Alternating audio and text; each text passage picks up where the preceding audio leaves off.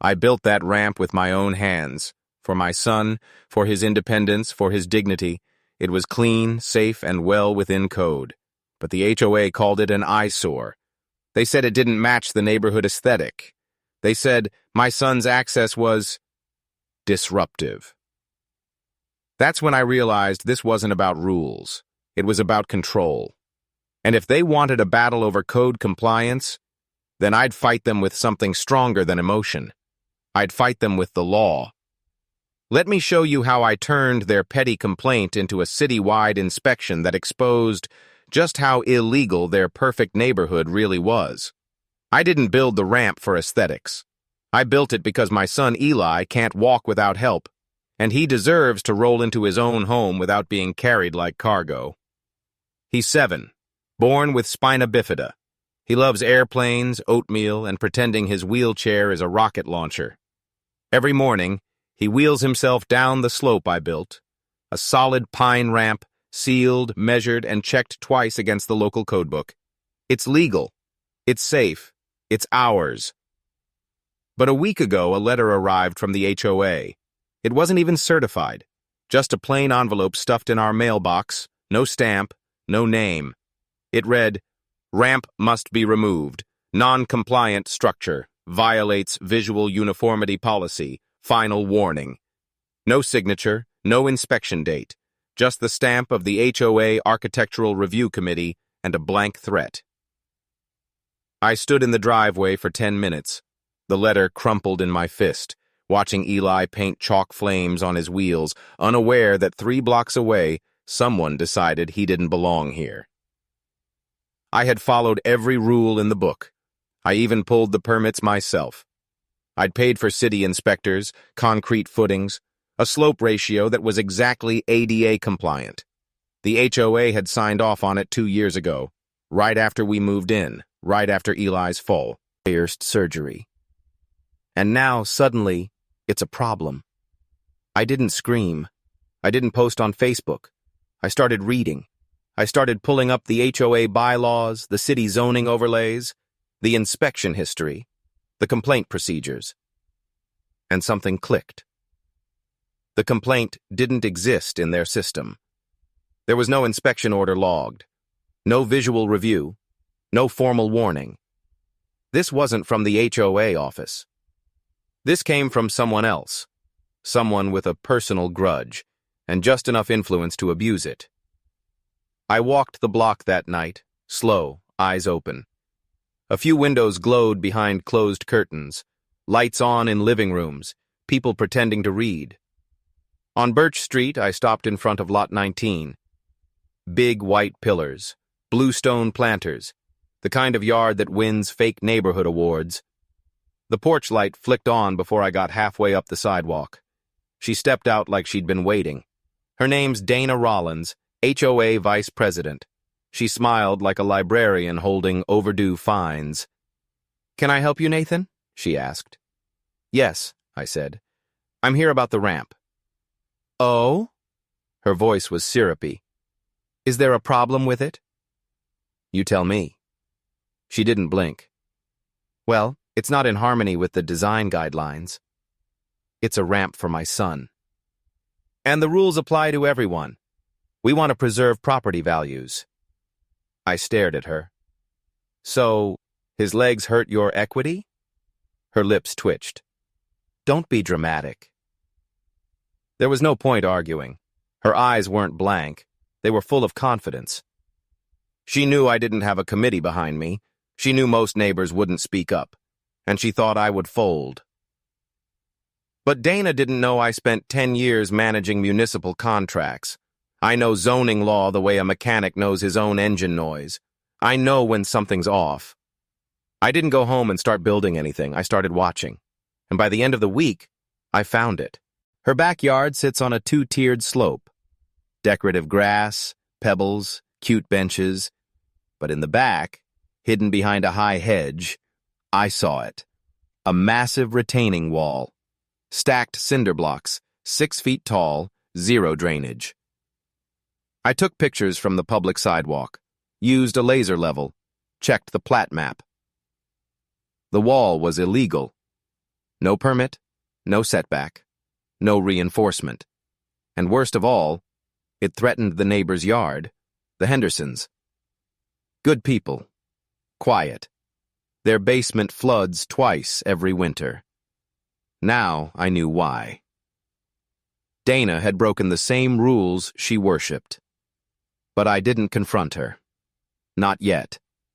Not without proof. Instead, I filed an anonymous request with the city engineering department. Cited a possible unpermitted retaining wall, included photos, sent it through the official reporting portal, time-stamped, geotagged, and fully legal. 3 days later, I got a ping on the city website. Case opened. Site visit scheduled. I told no one, not even my wife, because this wasn't about revenge. This was about balance. They came at my son with passive-aggressive letters. I came back with a building inspector and a digital trail. And that was just the beginning. Because once I started pulling threads, I realized something much bigger was rotting behind those perfect yards and flower beds. This wasn't about a ramp anymore. This was a war over who gets to feel safe in their own home. And I had every intention of winning. The city inspection team arrived on a Thursday morning. 2 trucks, 4 people, clipboard in hand, neon vests, and the kind of measured calm that makes bureaucrats so dangerous. They didn't knock on my door. They didn't need to. I watched from my upstairs window as they entered through the public right-of-way on the Henderson side yard.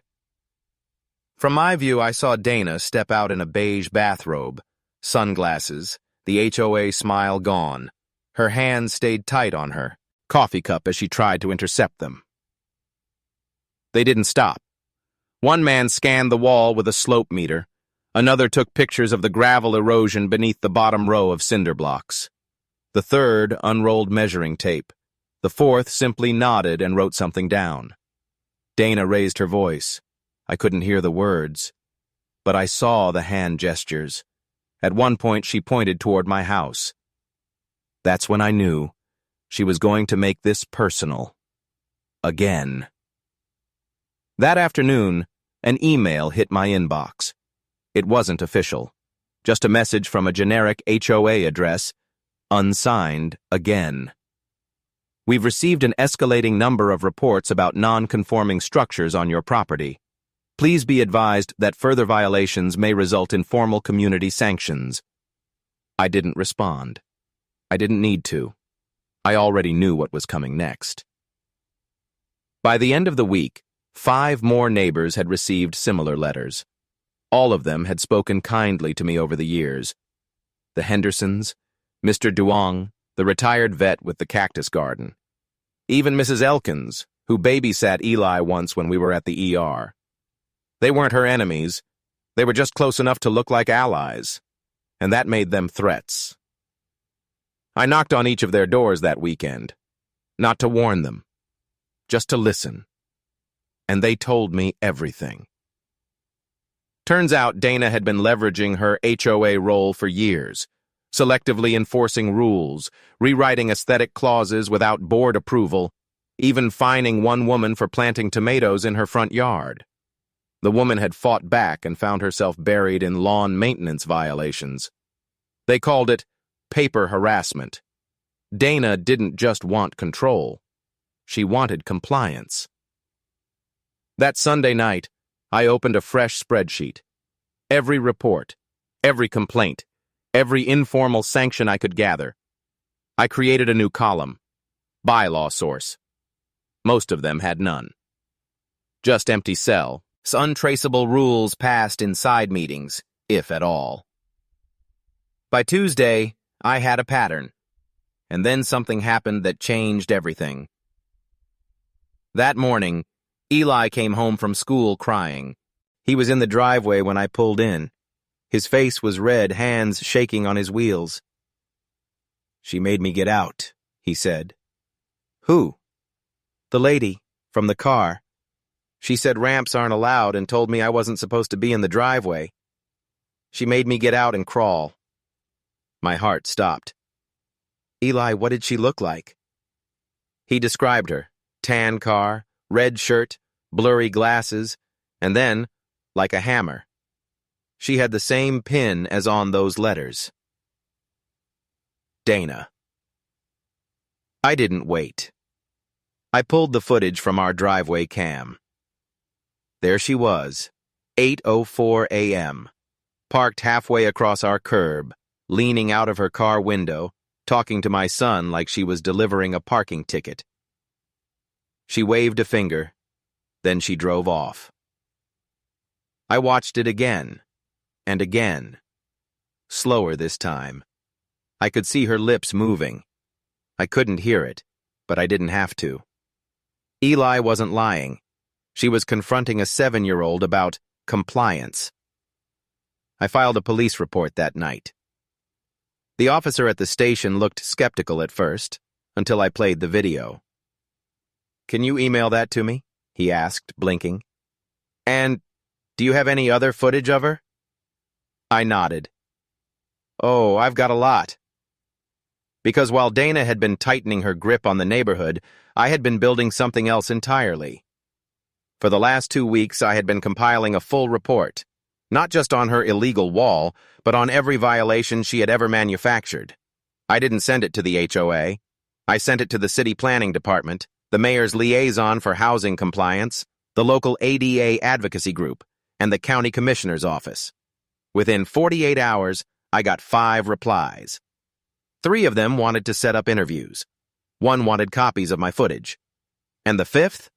The county compliance inspector's assistant, who asked if I could meet them for a ride-along. Apparently, the wall wasn't the only thing they were interested in anymore, the TIH. Lying about people like Dana is, they never think anyone's watching. They weaponize silence. They thrive in procedural fog, and they assume if you don't push back immediately, you've already lost. But I hadn't lost. I was just waiting. Because the next inspection wouldn't just crack her wall. It would rip open the foundation she'd buried her power under. And this time, the whole neighborhood would see it. The inspector showed up unannounced, just like I hoped. He was younger than I expected, maybe early 30s, but carried a city badge and a handheld tablet that logged every step he took. He didn't smile, he didn't knock, he just walked the sidewalks, mapping. I followed 10 feet behind, silent. We started at the retaining wall. Dana wasn't home, her car was missing, but the evidence didn't care. The inspector bent down, ran his fingers across a vertical crack forming in the middle section. He tapped the screen. Photo, GPS, violation code. Then he moved to the hedgerow. Another violation, illegal height without setback clearance. That one got 2 photos. I offered a measurement tape. He took it without comment. "Drainage?" he asked. "Non-existent. Floods next door every winter." He nodded. Across the street, a neighbor peeked out from behind their curtain. The Hendersons stepped onto their porch but didn't wave. They just watched. Silently. Until now, we'd all been isolated, picked off one by one with quiet letters and whispered threats. But this inspection, this little official notepad marching through the perfectly trimmed sidewalks, was louder than any protest we could have mounted. People were paying attention now. And then, Dana came home. Her SUV rounded the corner like it owned the asphalt. She parked crooked, slammed the door, didn't even glance at me, just marched toward the inspector. "You can't be here without a board liaison," she snapped. "I have, via county mandate," he said flatly. "Complaint-driven audit. Property code. I'm the HOA vice president." "That's not a legal designation." That hit her. Hard. She blinked. "You need to clear this with the HOA legal team. I've already spoken to your board president." Dana froze. "So unless you're contesting your own authority, Ms. Rollins, I suggest you give me space." He turned back to his screen. Dana just stood there, lips twitching. I turned and walked home without saying a word. That night, the first neighbor knocked on my door. It was Mr. Duong. the retired vet. He had a manila envelope in his hand. Inside, 6 violation notices dating back a year, all issued by Anonymous Review Authority. No HOA logo, no appeal instructions. She fined me for my cactus garden, he said. I've been here 22 years. No one ever cared before. I scanned the papers.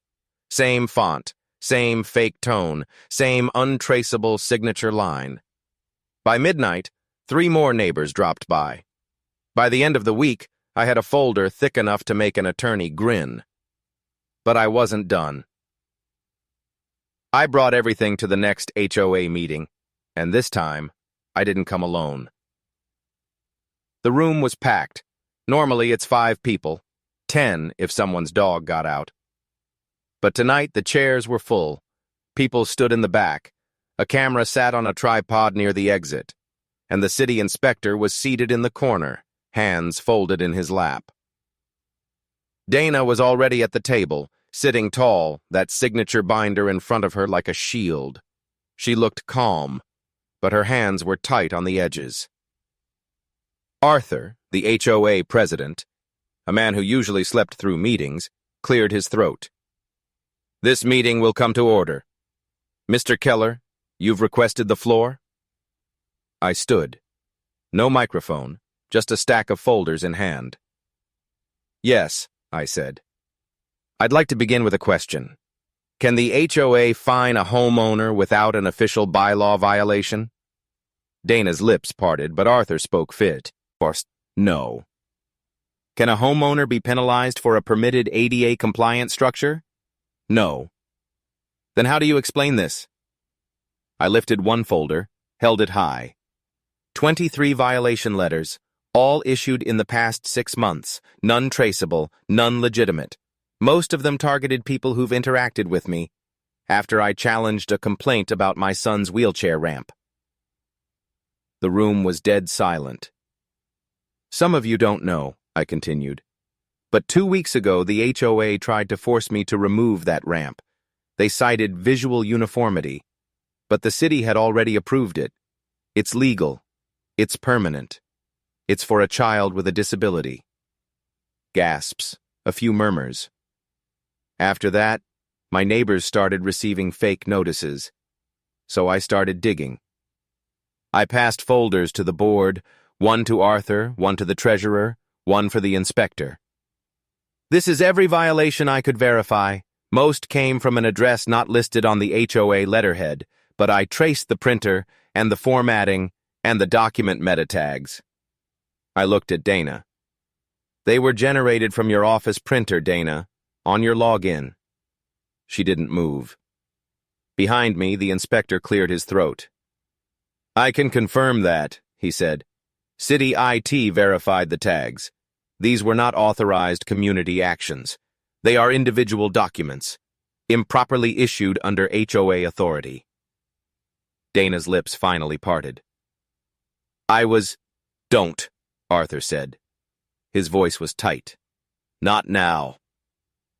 But Dana kept going. I was enforcing standards. That's my job. You exceeded your role, Arthur snapped. This isn't compliance. This is coercion. A neighbor near the back, Mrs. Elkins, stood up. She told me I couldn't babysit anymore because of noise complaints. I lost 3 families because of her. Mr. Duong stood. She threatened to seize my garden plot. The Hendersons. She told us our water damage was our fault. After we at her the erosion from her wall. Then another, and another. It wasn't yelling. It was pressure. Cracks in the perfect HOA shell. Dana's face tightened. She grabbed her binder like it was armor. This is slander. No, I said. This is proof. And then I hit play. The projector screen lit up behind the board table. Footage rolled. My son in the driveway, Dana leaning out of her car window. Her voice barely audible. You don't belong here with that ramp, she said. You're making the neighborhood look weak. Gasps. Someone whispered, Oh my God. Then, silence. Dead silence. And then, Arthur leaned forward, slow, deliberate. Ms. Rollins, you're hereby suspended from the board pending investigation. All previous sanctions you issued are void until legal review. The city will proceed with enforcement. The board will appoint a third-party compliance auditor, and any homeowner impacted by your actions is entitled to seek civil remedy. Dana stood up. She didn't argue. She didn't even look at the room. She just left, binder in hand, face burning. No one clapped, no one jeered. We just watched her go. Because we all knew this wasn't over. But for the first time, we weren't alone. The silence after Dana left that meeting wasn't awkward. It was cleansing. People stayed seated for minutes like they were processing a collective trauma they didn't know they'd shared. Quiet nods, eye contact. No more downcast glances or nervous door shuts. The fear was gone, and once fear left, something else filled its place. Accountability. 2 days later, the city posted a stop work violation notice on Dana's retaining wall. Red sticker, weather sealed, posted right over her prized trellis. A legal notice followed. Mandatory removal within 30 days, fines stacking daily after that. The Hendersons smiled for the first time in months. A week after that, a third-party legal audit began combing through every decision Dana had made over the last 3 years. Dozens of violations were reversed. All fines levied by her personal authority were refunded, with interest. She was banned from holding office on any HOA in the state. But that wasn't even the best part. Arthur, the same sleepy president we'd all written off as useless, stepped up. Maybe it was guilt. Maybe it was shame. But something in him woke up. He called a town-wide meeting, not just for our HOA, but for 3 others in the surrounding neighborhood. For the first time, homeowners across districts spoke openly about abuses of power, rigged votes, secret bylaw changes, and selective enforcement. And we built something from it. A new charter. One with transparency clauses, mandatory video recordings, appeal rights, and community-led decisions instead of committee-dictated decrees. No more secret letters. No more anonymous violations. Eli's ramp? It stayed. But we didn't just leave it there. We added lights. Railings. Even a little custom engraving at the base that read, "Built for Flight."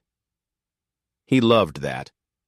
Said it made him feel like the driveway was a runway and his chair was a jet.